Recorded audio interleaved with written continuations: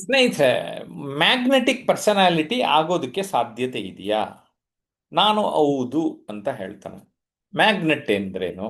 ಆಯಸ್ಕಾಂತ. ಆ ಮ್ಯಾಗ್ನೆಟ್ ಹತ್ರ ಏನಿಟ್ರೂ ಅದು ಸೆಳೆಯುತ್ತೆ. ನೀವೊಬ್ಬ ಆಕರ್ಷಕ ವ್ಯಕ್ತಿತ್ವವನ್ನು ಉಳ್ಳವರಾದರೆ ಜನ ನಿಮ್ಮ ಹತ್ರ ಅವರೇ ಬರ್ತಾರೆ. ಇದರ ಹಿಂದೆ ಲಾ ಆಫ್ ಅಟ್ರಾಕ್ಷನ್, ಆಕರ್ಷಣಾ ಕಾನೂನು ಅಂತ ಕೂಡ ಕೆಲಸ ಮಾಡ್ತದೆ. ಅದು ಯಾವಾಗ ಸಾಧ್ಯ ಅಂದರೆ ನಾವು ಪಾಸಿಟಿವ್ ಆಗಿದ್ದಾಗ ಸಾಧ್ಯ ಅಂತ ನನ್ನ ಒಂದು ಅರಿವಿಗೆ ಮತ್ತು ತಿಳುವಳಿಕೆಗೆ ಬಂದಿದೆ. ನೀವು ಕೂಡ ಅಯಸ್ಕಾಂತೀಯ ವ್ಯಕ್ತಿತ್ವ ಆಗೋದಕ್ಕೆ ಸಾಧ್ಯತೆ ಇದೆ. ದಯವಿಟ್ಟು ಆಗಿ. ಆಗ್ಬೇಕಾದ್ರೆ ಏನೇನು ಮಾಡಬೇಕು? ಪರ್ಸನಾಲಿಟಿ ಅಂದ್ರೇನು, ವ್ಯಕ್ತಿತ್ವವನ್ನು ಅರ್ಥ ಮಾಡ್ಕೊಳ್ಳೋ ರೀತಿ ನೀತಿ ಏನು? ನಾನು ಇತ್ತೀಚೆಗೆ ಒಂದು ಪುಸ್ತಕವನ್ನು ಕೂಡ ಬರೆದೆ, ಪರ್ಸನಾಲಿಟಿ ಮಿರರ್ ಟ್ರಾನ್ಸ್ಫಾರ್ಮ್ಸ್ ಯು ಅಂತ. ಇದು Amazon.in ನಿಮ್ಮೆಲ್ಲರಿಗೂ ಲಭ್ಯ ಇರ್ತದೆ. Personality mirror transforms you.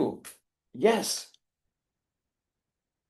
ನೀವು ನಿಮ್ಮ ವ್ಯಕ್ತಿತ್ವವನ್ನ ಕನ್ನಡಿಯಂತೆ ನೋಡ್ಕೊಳ್ಳೋದಕ್ಕೆ ಸಾಧ್ಯತೆ ಇದೆ.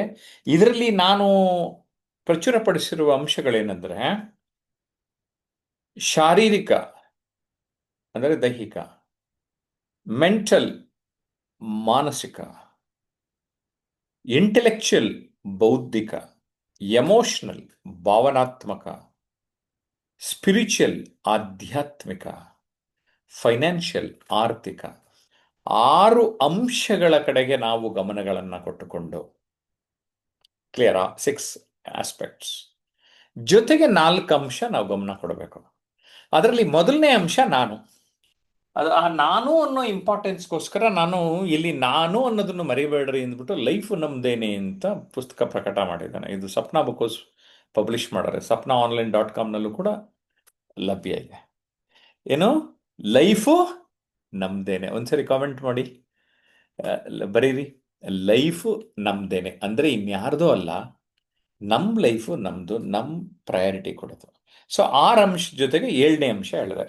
ಇನ್ನು 3 ಅಂಶ ನಿಮ್ಗೆ ಹೇಳ್ಬೇಕು ಅಂತ ಇದ್ದಾನೆ. ಏನದು 3 ಅಂಶ ಅಂದರೆ 3 ಸಕಾರಗಳು. ನನ್ನ ಸಂಸ್ಥೆ ಅಂದರೆ ನಾನೇನೋ ಕೆಲಸ ಮಾಡ್ತೀನಲ್ಲ, ಯಾವುದೋ ಒಂದು ಪ್ರೊಫೆಷನ್, ವೃತ್ತಿಯಾಗಿದ್ರೆ ಆ ವೃತ್ತಿ.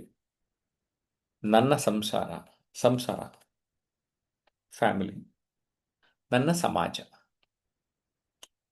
ಸಂಸಾರ, ಸಂಸ್ಥೆ, ಸಮಾಜ. 3 ಸಕಾರಗಳು ಬರ್ತದೆ, ಲಾಸ್ಟ್ 3 ಪಾಯಿಂಟ್ಸ್. ಸೊ ಟೋಟಲಿ ಎಷ್ಟು ಹೇಳಿದೆ? 10 ಪಾಯಿಂಟ್ಸ್ ಹೇಳಿದ್ದೀನಿ ಇಲ್ಲಿ. ಈ 10 ಪಾಯಿಂಟ್ಸ್ ನೀವು ಫೋಕಸ್ ಮಾಡ್ಕೊಂಡು ಹೋದ್ರೆ ನನಗೇನು ಗ್ಯಾರಂಟಿ ಇದೆ, ನೀವೊಂದು ಆಯಸ್ಕಾಂತೀಯ ವ್ಯಕ್ತಿತ್ವ ನಿಮ್ಮದಾಗ್ಬೋದು ಅಂತ. ನಿಮ್ಗೆ ಇದ್ರ ಬಗ್ಗೆ ಹೆಚ್ಚಿನ ವಿಚಾರ ತಿಳ್ಕೊಬೇಕಂದ್ರೆ ನಮ್ಮ ಕೋರ್ಸ್ ಸೇರಿದ್ರೆ ನಿಮಗೆ ಮಾಹಿತಿ ಸಿಗುತ್ತೆ. 9341259226 ನಮ್ಮ ಕಚೇರಿಗೆ ತಾವು ಕರೆ ಮಾಡ್ಬೋದು.